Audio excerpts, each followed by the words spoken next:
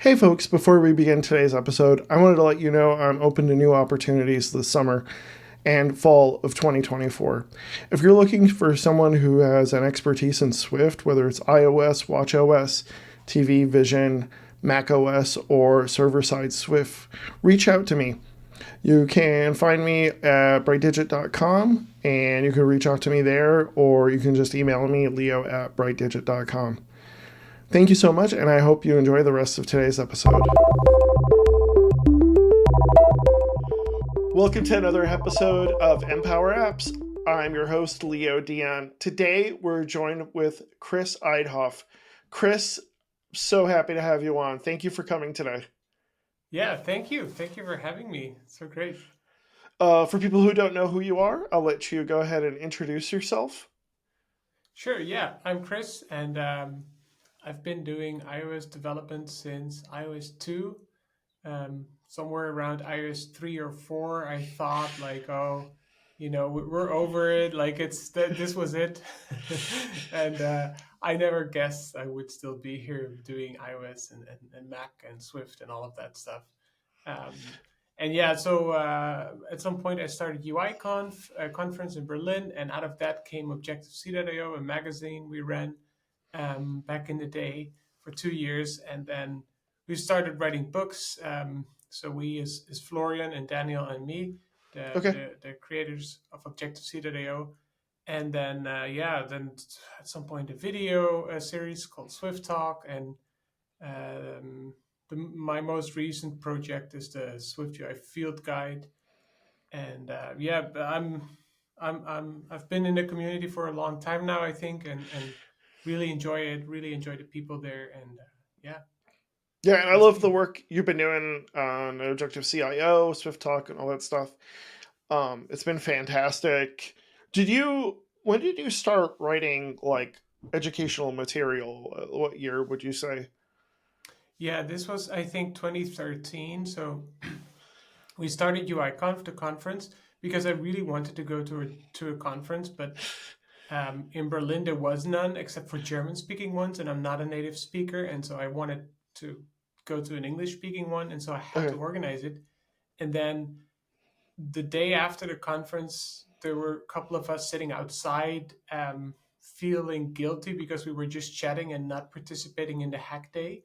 But that's where we started the magazine, and I think that's where we started writing sort of educational content. I didn't really know too much, like in depth stuff at all, but Florian and me, we had a lot of time on our hands, and Daniel, who was also part of that team, he knew everything. Like he knew all the like he had all the knowledge, but didn't have that much time. And so the combination was perfect because we could just write stuff, and he'd be like, "Oh no, this is all wrong," Yeah, yeah, yeah. and that's how you learn. Yeah, So that's awesome. that's yeah, What's your native language? Dutch, yeah, Dutch. which is the Okay. same as German almost, right? Right, right. It's very Deutsch, close. Dutch, it's all the same. Yeah. Um Yes, Objective-C Swift, it's all the same.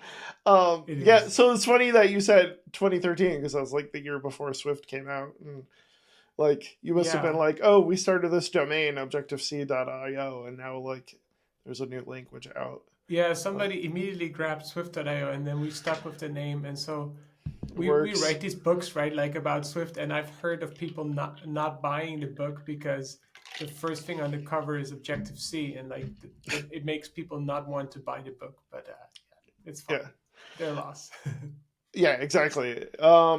So today we want to talk about your field guide, your SwiftUI field guide. Do you want to explain exactly what it is and what's it for? Yeah, yeah. So out of this educational stuff, um, at some point we started doing workshops, and I had workshops about SwiftUI, and I realized it's very like there's not a lot of really good documentation by Apple itself on how SwiftUI actually works. Like there's WWDC talks, there's API documentation, but like nothing explains the layout system, for example. And so our workshops have been focused on that, but it's also been a frustration for me because I don't think people should be like paying a lot of money to attend a workshop with their company. Like this information should be open and should be free.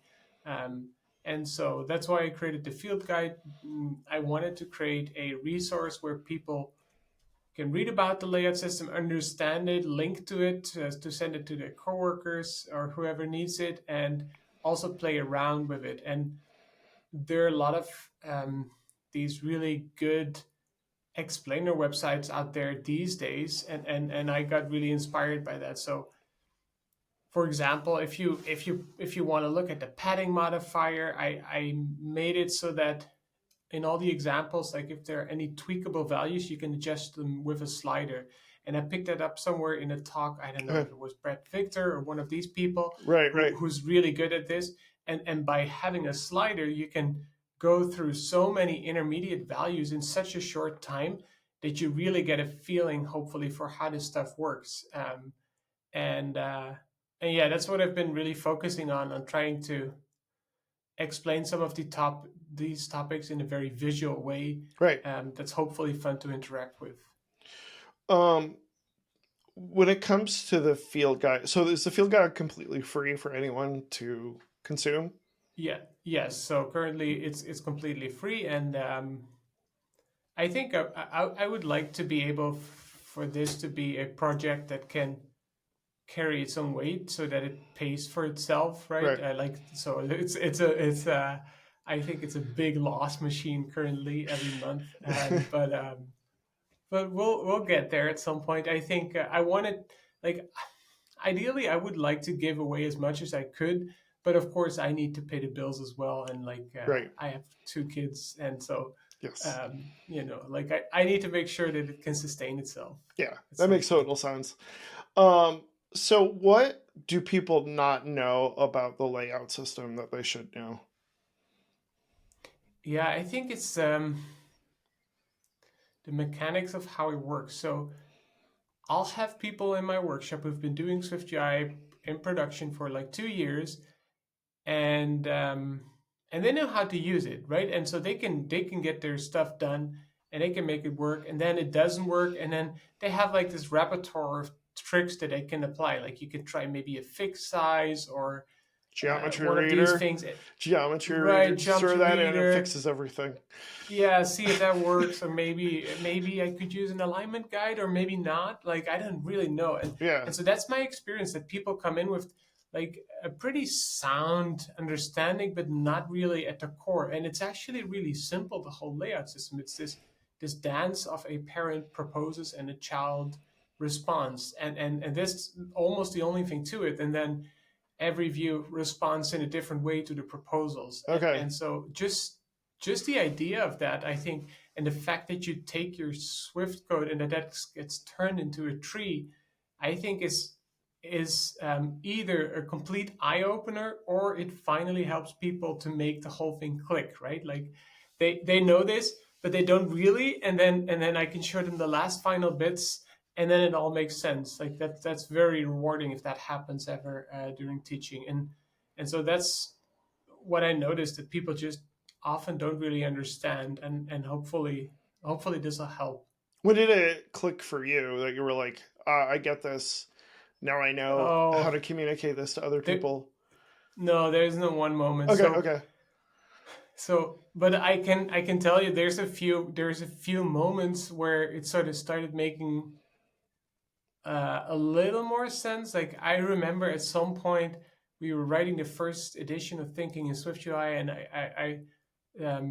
I actually did that in like a holiday home not far from where we live, so that I had like isolation, no internet, no nothing. Yeah. And I was trying to figure this out. And then I was rewatching a WWDC video by John Harper and Dave Abrams, and it said something like, yeah, and a view proposes. And I was like, wait, what if it actually literally proposes?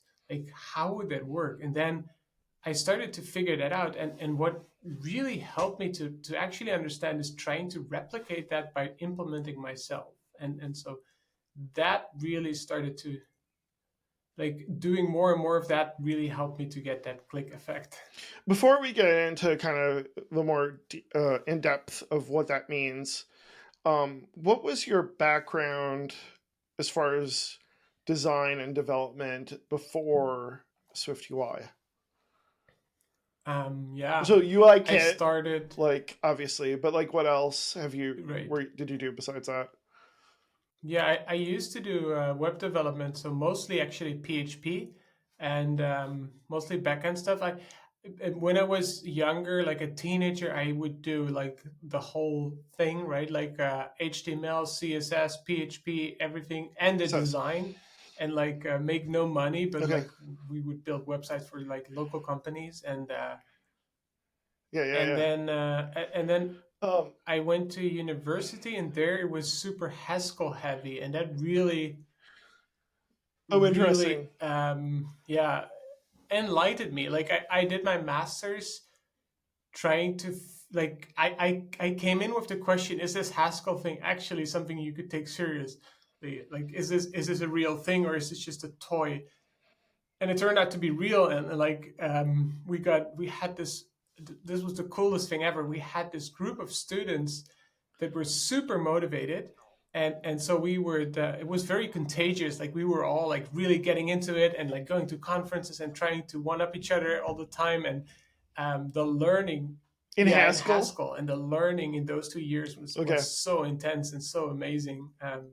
And I still like yeah, when I talk to these people now, it's just it's really interesting. Like it just I don't know if I could do it today, but back then with a lot of time and a Right, lot of right. motivation, yeah, Yeah, there you go.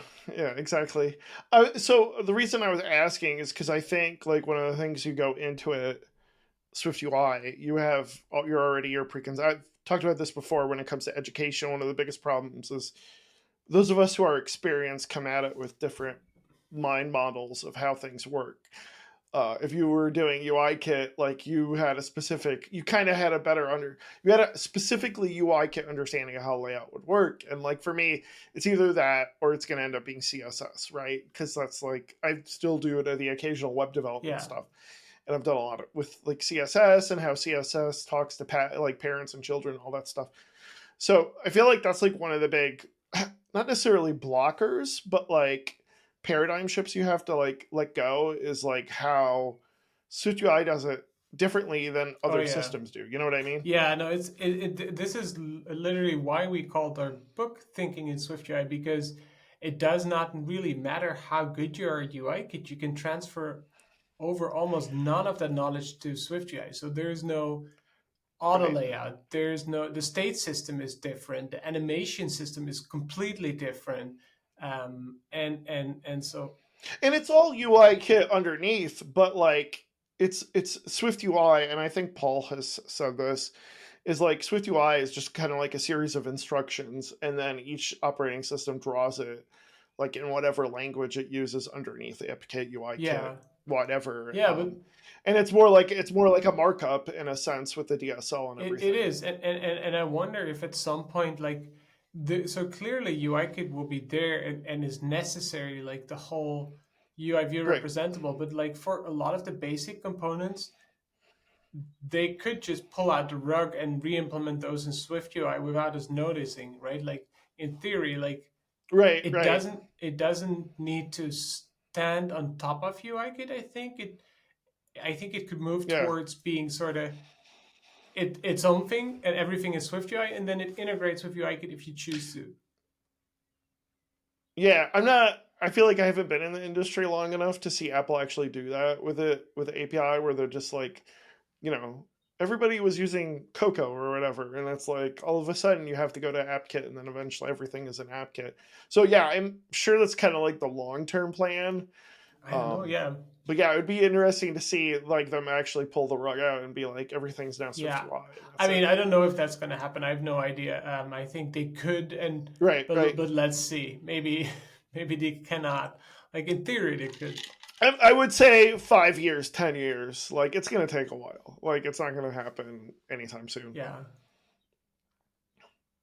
Do you so what I mean, yeah, let's get into it. You were talking about the pattern propose or the parent proposes to the child and the child implements. Did I say that Yes. correctly? Yeah. So does that let me see if I understand correctly, and you could correct me if I'm wrong. The parent's like, hey, I'm a box that's 500 by 500, and I want you to only do the left side, or leading, I should say.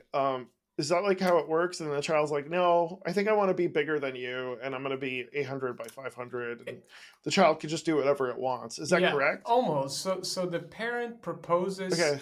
let's say the parent proposes a size to its children. And so the root view would be like the whole device, right? The whole safe area. Mhm. And so that Right. would propose the size of the safe area. And let's for old time's sake say that it's like 320 by 480. And then the child can do whatever it wants with that proposal.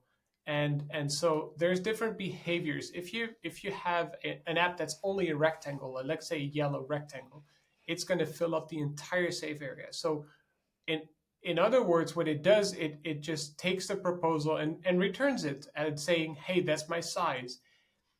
Things like a padding say, well, I'll take the proposal, I'll subtract a little bit and propose that subtracted smaller version to my child, right? And Okay. so then it adds it back up and to the reported size of the child. And then you have things like HTech, and those are super interesting, I think, HTech and VStack, because what they need to do is somehow distribute all of that available space, right? Like, so let's say you have 300 points available, you have 3 subviews, and what the HTech actually tries to do roughly is to distribute that equally to each of the subviews, which Okay. sounds easy, but in practice is actually quite tricky because Yeah, I would imagine. because Yes. like maybe Yeah. one of the subviews is only ever going to be 10 points wide, so then it needs to know that before and maybe distribute the space among the other two, um, and do that in the right order, and so it becomes this really fun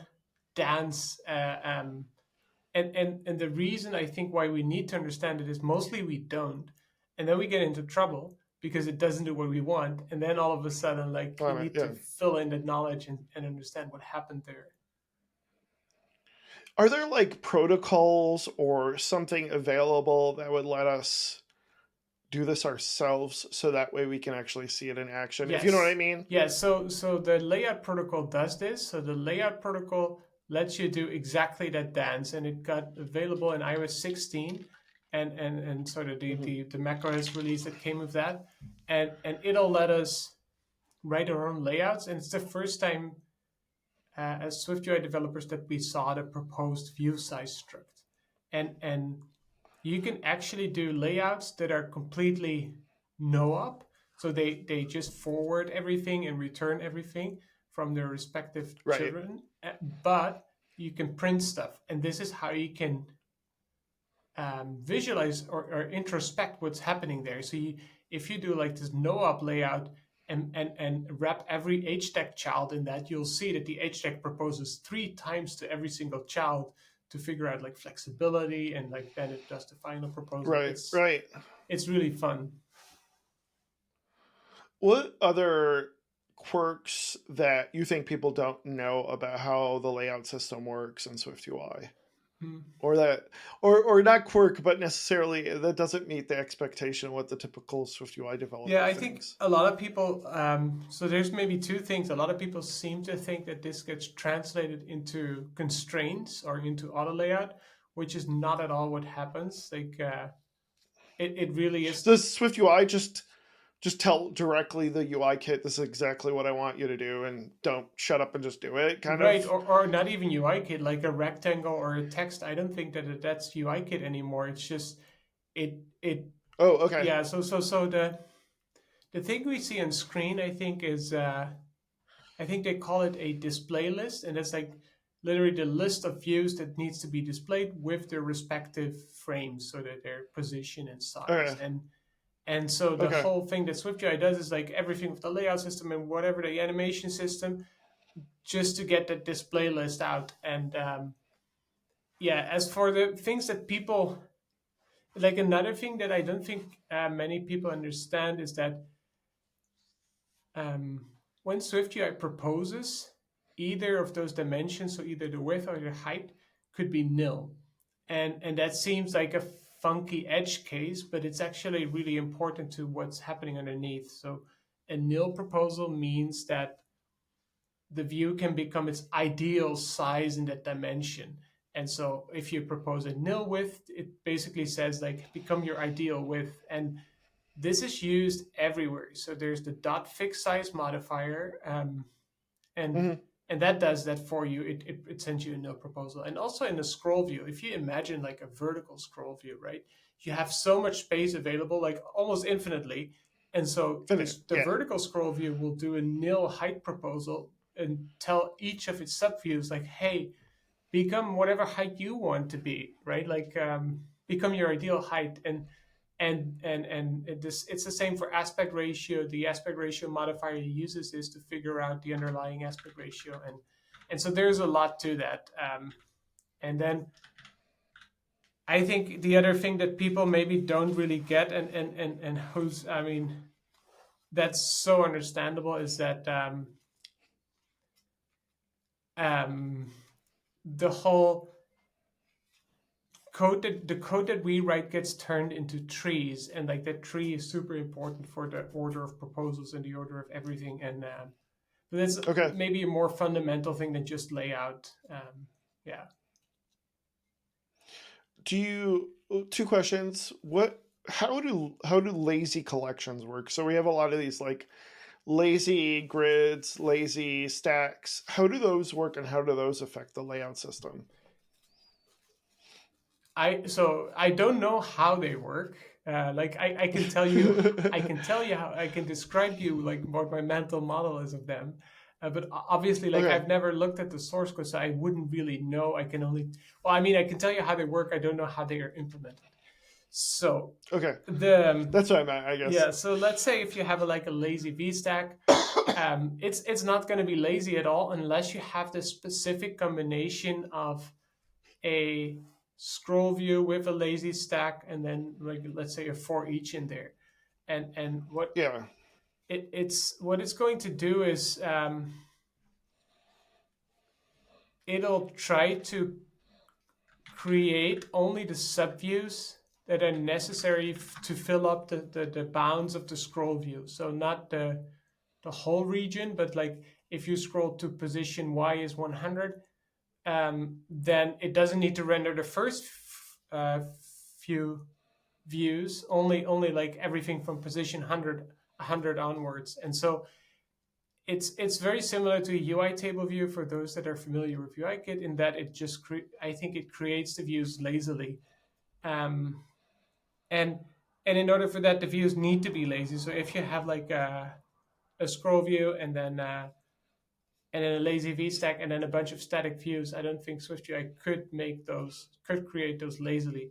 It's only by like having a lazy container like for each that it can do that. And one really interesting thing is that now with iOS 18, we can create our own lazy containers using the for each and Right. using the group modifiers. So only the views that will be that you choose to draw will be rendered. And so it's not so easy to recreate like lazy VStack, I think, but you could do it. Yeah, I want to talk about that a bit. So we got like this idea of view like custom view collections. Mm-hmm. So what I was thinking is I'll have a case. Oh, well, basically what I've been doing lately with Bushel is I create this on Mac app.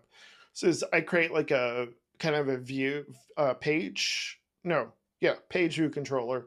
If you're familiar with that, where you like Yes. can go page to page. Like so, I had to create my own custom one, and I ended up having to like create this identifiable view and then put it in a group and blah blah blah and all this stuff.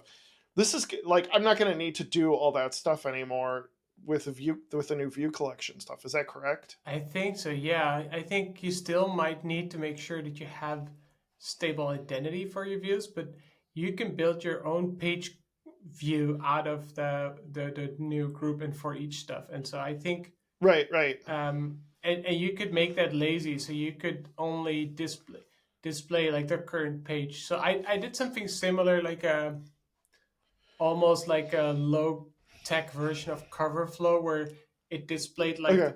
the middle Yep. page and then the one before and the one after, and it had like a million items, and you can just scroll through them and it only renders the three that are currently necessary. And Got it. Okay. took a little while to figure out, but it was not very complicated at all in the end. Um, Yeah, I mean, the pain in the butt part for me was I had to create a result builder, and I had to create the identifiable part so that way yeah, it's actually identifiable. Otherwise, yeah, I mean, it seems to be working pretty good on the Mac, so I'm happy with that. yeah. I mean, for me, it was also the way to make it work was pretty tricky because you do need this to make sure that your views have the stable identity. Um, Right. Otherwise, SwiftUI considers your views to be new ones, and then you lose any associated Yes. state or animations or any like that, anything like that. Yeah. The Yeah, I was using UUIDs, and then I was like, it would create a new one every time and mess stuff up, and I was like, no, I'll just go back to integers and be Yeah, nice. no, yeah, Because yeah. that's a thing for sure. Um, is there anything else you want to talk about the field guide before we talk about the exciting new stuff from DubDub this year? Mm. Yeah, so maybe one fun thing is that in order to make it work, I actually re-implemented whole parts of SwiftUI in TypeScript. Also, just so that it's That's sort of right. You told me this. yes, Okay, go ahead. Sorry. it got out of hand a little bit. Like I was just trying to re-implement some of the layout system in JavaScript, and then actually the friends from university, my Haskell friends, I met up with them for the first time in 10 years, and they all told me to switch to TypeScript, and so I switched to TypeScript, and it started doing that, and you can get very close to what SwiftUI is doing, and so my syntax, I don't think it would feel native to anybody who Native. writes Yeah. TypeScript or HTML, but it reads almost like SwiftUI, and there's a lot of quirks and like weird bugs in there, but I know exactly where they are and I can work my way around them, and so I'm the only consumer of like the API, so it's fine. Um, Okay, but right. that's what I did to make it work, That's and funny.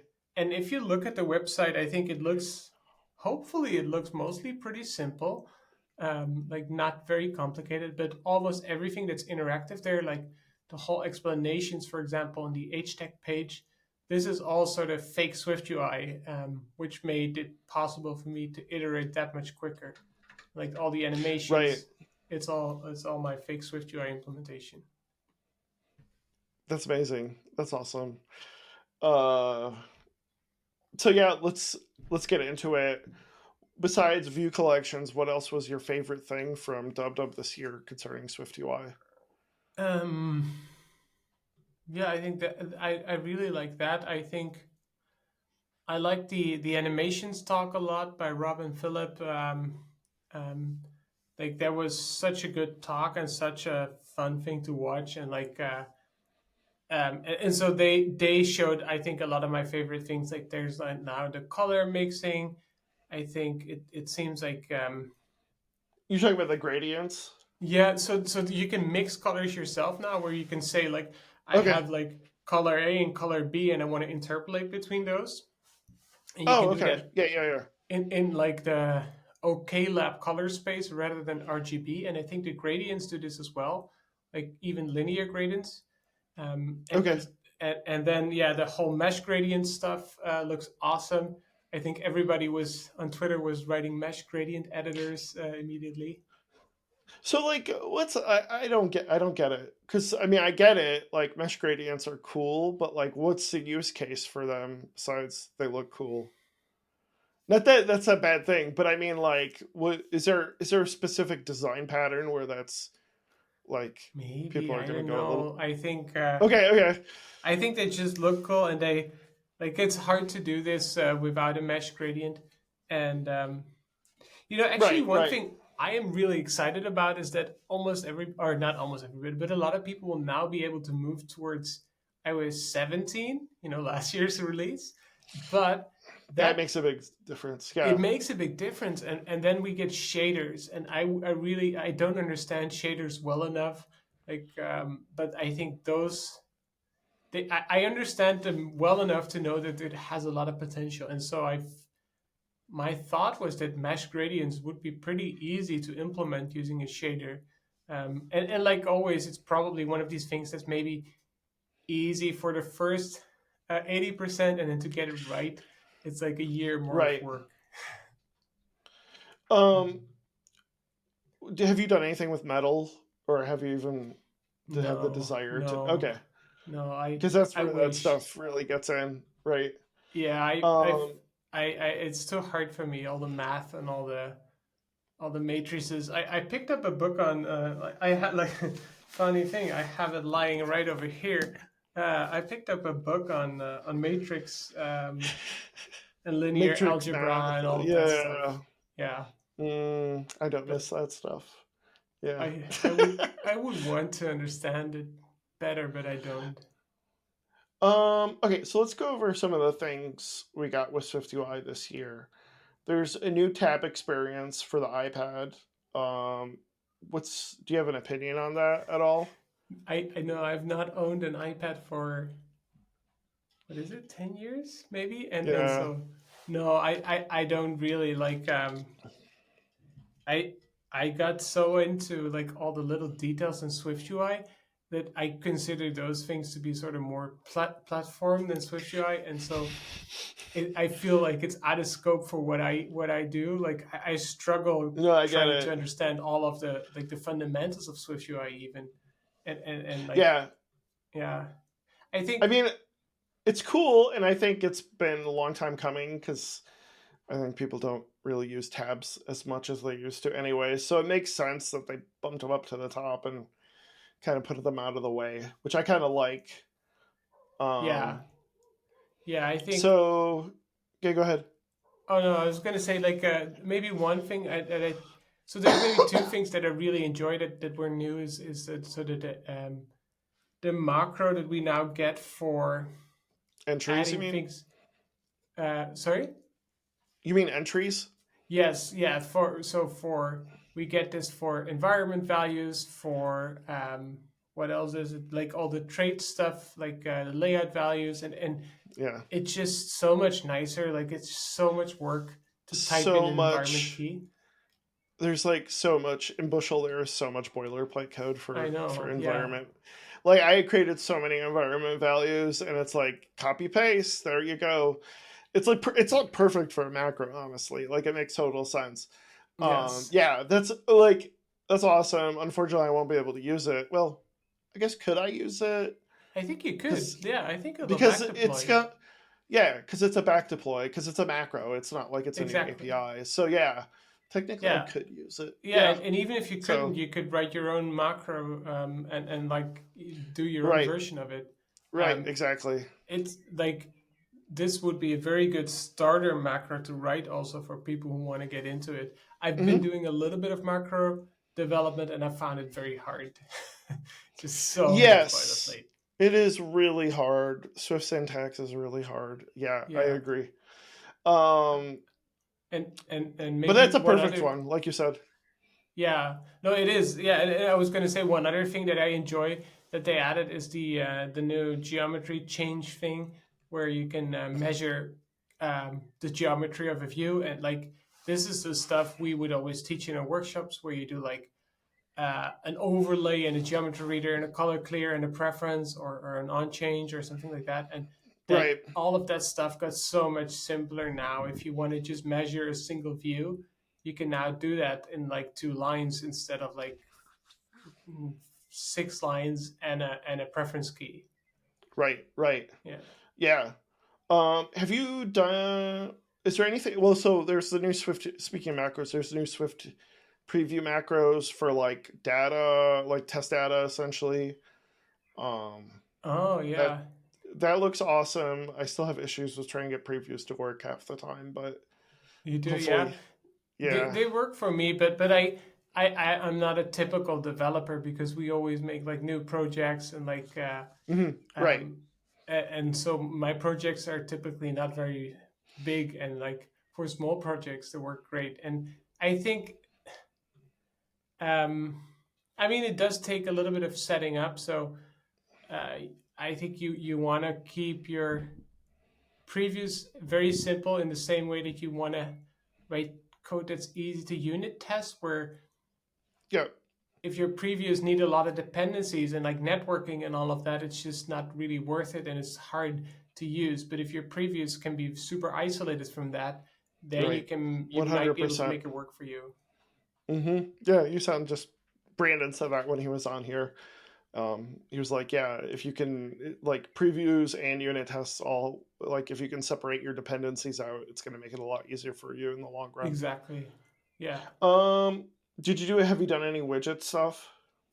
I have not. No, no. I wish, and I want to build apps with widgets. And I know people have problems with this, right? Like people struggle on Slack with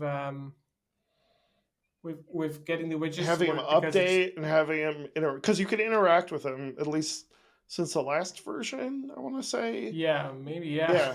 I don't even have like. Let me check. I think I have.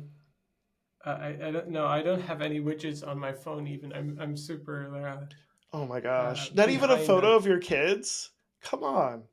No, Oh my it's gosh. on my It's so home screen embarrassing. and on my lock screen, but not on Yeah, my. I yeah. don't have widgets. Oh my No. gosh. Okay. We should cut that out. That's so I'll, embarrassing. I'll I'll get it Um, set up tonight. you're still on iOS 16 or 16? Yeah, 17. Yes. 17. I always get Yes. confused. There's so No, many. I'm also very hesitant. Like I don't know. Like I just have the one phone, and I don't want to lose like my iCloud stuff Hmm. or like Oh, that makes sense.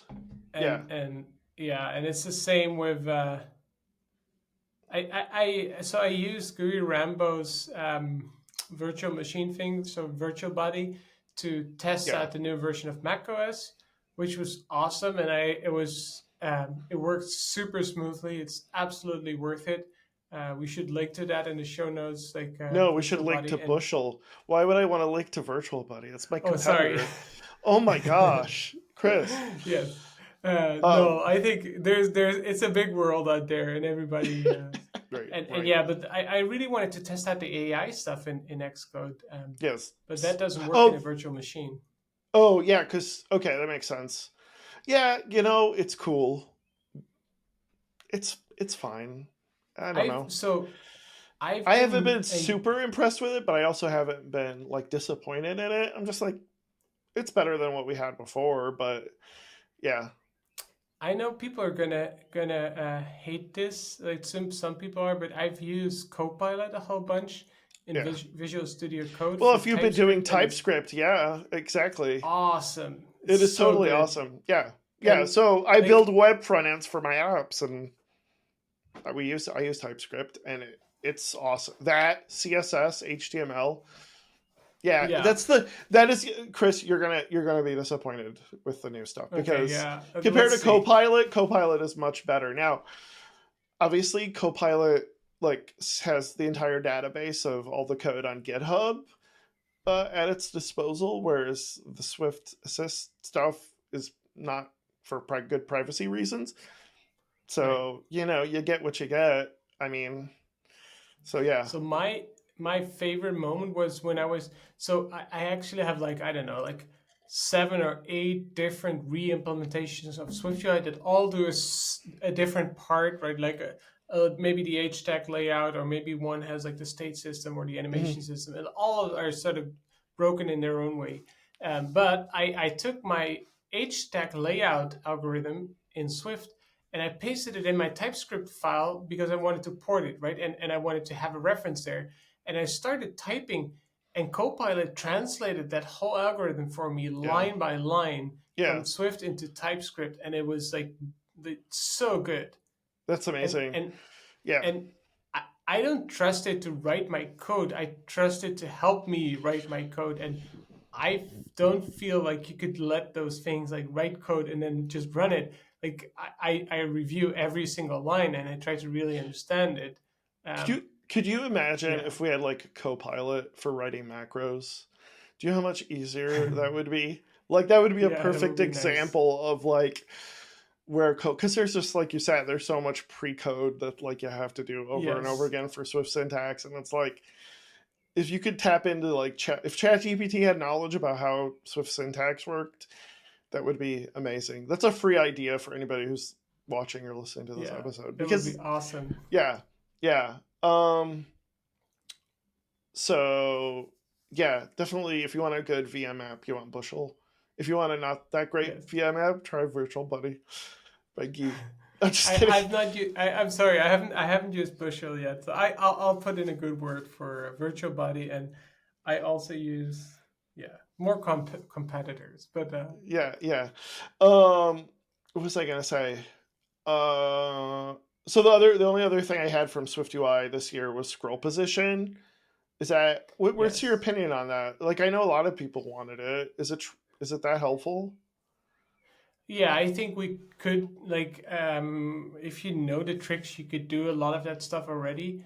And so I think it's just nice that they made this a lot simpler. Like I think scroll views are for me like almost like the thing that makes iPhone, and like being able to work with those effectively is very necessary. And I don't think people need to resort to these weird hacks that we've been doing to make like reading the Right. scroll position and setting the scroll position, and like all of that. I think these are big quality of life improvements, that were necessary, and I think there's still a whole bunch more. Right, like in UIKit, we could do so many more things that we could now do in SwiftUI, and I think there's like this whole backlog of things that the SwiftUI team needs to do. But I'm also very happy that, well, like I'd rather have it today than tomorrow. But I'm really happy that they take their time to find like the proper APIs Hmm. and all of that. Yes. Like Yeah.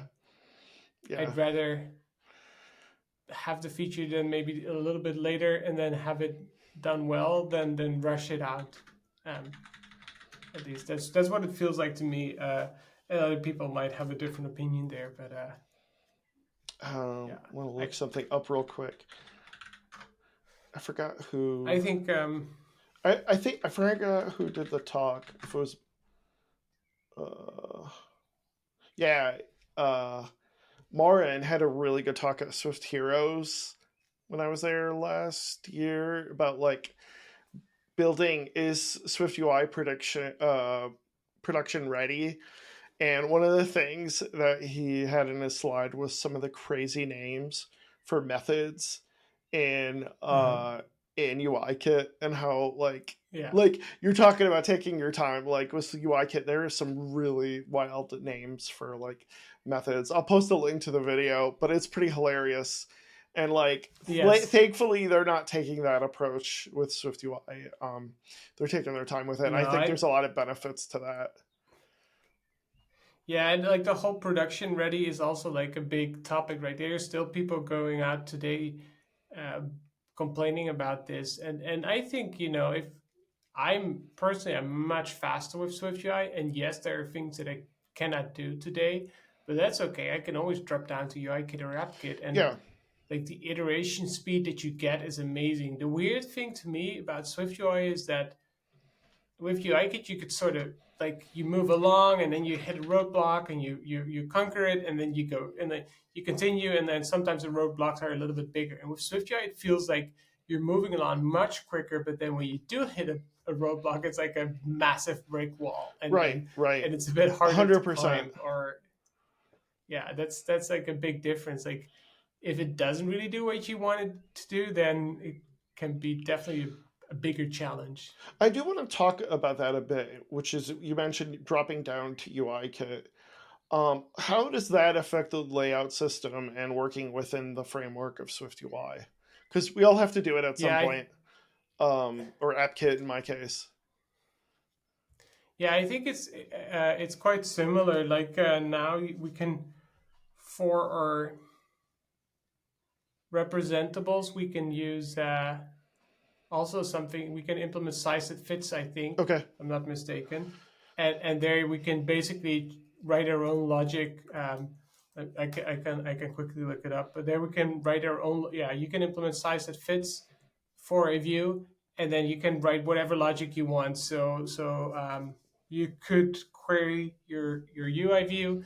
You could write your own logic there, or uh, whatever you think is necessary. And it used to be possible also before size that fits was public. So you and like there was, I think, an underscored method that would let you do Okay. this. Okay. Yeah.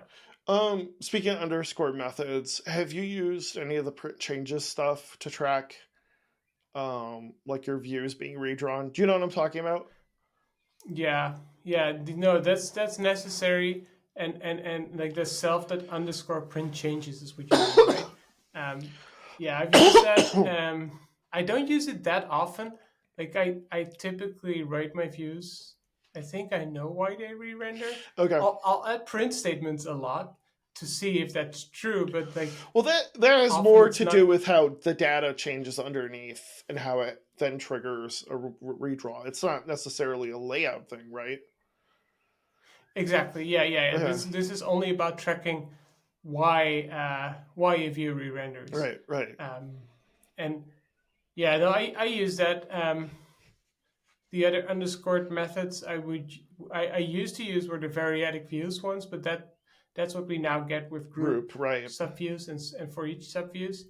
Um, and other than that, I'm a little bit afraid to use too much like private stuff, only maybe to understand how things Right, work. right. And maybe one cool thing that people can do if you want to know more about SwiftUI is you can actually in the terminal you can CD into your Xcode app, and then you can find the Swift interface file for SwiftUI. So you could do like a find command and find like a file called SwiftUI and then the Swift interface file for that framework, and it'll show you a lot of the internal stuff of how SwiftUI works, and you could see even implementations of certain methods and properties. So if that method has been marked as inlineable, it'll have the entire implementation in that Swift interface file, Okay. which is very interesting. And so one of the things you could see there, for example, if you do dot border colored red, that's actually implemented as an overlay with a rectangle with Oh, a really? stroke. That's awesome. Yeah. Okay. That makes Yeah. total sense.